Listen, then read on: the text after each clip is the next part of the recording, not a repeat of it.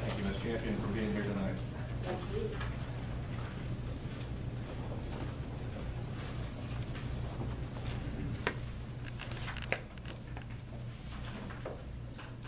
Good evening. Good evening. Chairman Johnson, Dr. Bridges, honorable board members. I'm thanking you for the opportunity once again to come before you and to interview for the vacant District 7 seat. I feel that my experiences on boards and services in the county have prepared me for a seat on the Board of Education. As a bank manager, I've had experience with hiring, training, and retention of employees. I understand the importance of a budget and how to do more with less. As a business leader, I can advocate for the community, and I understand the necessities of excellent schools.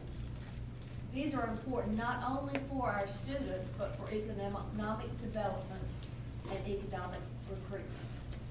Our students are our future. We need to foster our public-private partnerships with the community.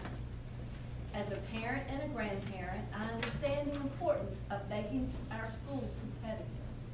We need to give the educators the tools they need to help our students reach their fullest potential.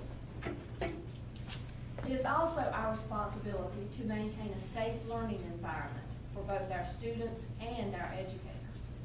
Although I have not been an educator, I have been a student in the public schools, a parent, and a grandparent. I have volunteered with Franklin County Schools. I've been a chaperone on field trips and have been a supporter of our public schools here in Franklin County. As a member of the Franklin County Board of Education, I pledge to you that I will be an advocate for our students, our educators, our parents, and our schools. Thank you. Thank you. Any preference on which side of the table we start on? Ms. Dale? We do many things on this board. We have committee meetings and divvy up things. But we also, in light of our current political climate, we need to go to Raleigh and advocate for our students, for our schools, for our teachers, across the board. Are you willing, I mean, that is a time commitment. Is that something that you would be willing to do? Definitely. I feel very comfortable advocating with several of the boards that I have served on. I have gone to Raleigh, to the General Assembly, and also talked one-on-one on different people about that, but I have no problem with that. Thank you.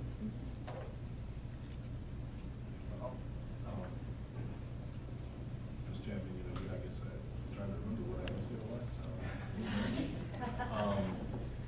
I guess the only thing that could come to mind at this time to ask you, I guess with the current climate that we hear so much about with the last General Assembly and all the changes, I guess, does that scare you? And I guess how do you see as a potential new board member becoming part of a group that really is, I think it's safe to say we have more challenges now than we probably have ever had before. So I guess tell me how you see that. Okay, I look at it as a challenge because it definitely will be.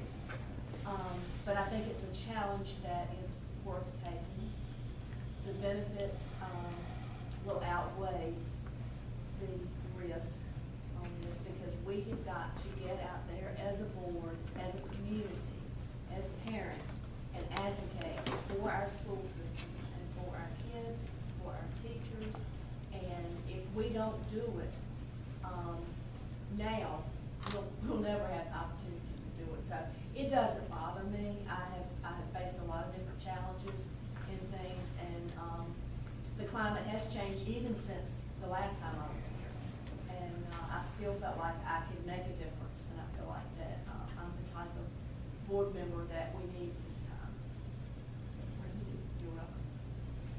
Okay. And my question goes back to your statement that you were a business leader who can advocate for the schools and understand the importance of schools. How would you use your business leadership to build community and business support for the public schools and help us influence the powers that be, the ones that directly affect us with their funding? Exactly.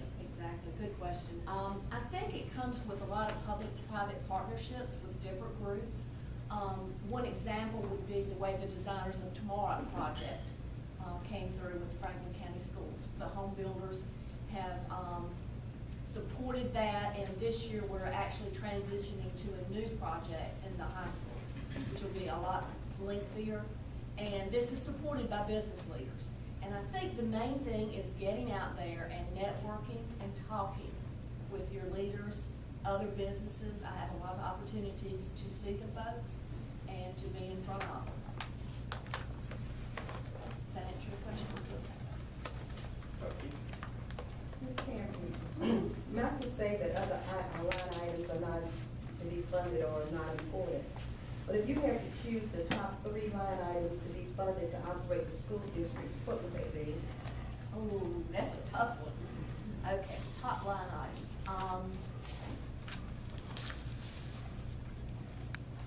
I think in this time, it does come back to having a safe work and study environment for our educators as well as our students. And I think we need to get the resources to our classrooms. Where our funding is cut, maybe we can look to other areas for help with that funding. And I think retention on our teachers is very important.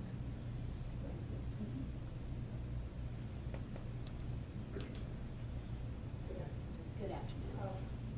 I would piggyback on hers, and I do agree that retention is important for our children to have continuity in our schools and the educational process. Seeing that the economy has changed so much, what would you say to a new teacher or one of our old ones now that we're at the point that we can offer no compensation for advanced degrees? And that is a shame, truly a shame. And I hope that at some point that will change. But at this point, it's just a reality. And you're just gonna have to work to get it changed, and in the meantime, offer them support. Maybe, I know that the school board itself appreciates its teaching staff and its educators. And they appreciate the additional education that these teachers have got. And if we can just show that appreciation, because I've been in the situation also at work where it's like, this economy, we can't. We're keeping your benefits and we're doing this, but we just can't. So what can we do to help make your life easier? Is there something that you need from us that we can do if this is something that we can't do? Because your hands are tied here. It's nothing that you can do. You've asked for it, you didn't get it. So, just ask them, what can we do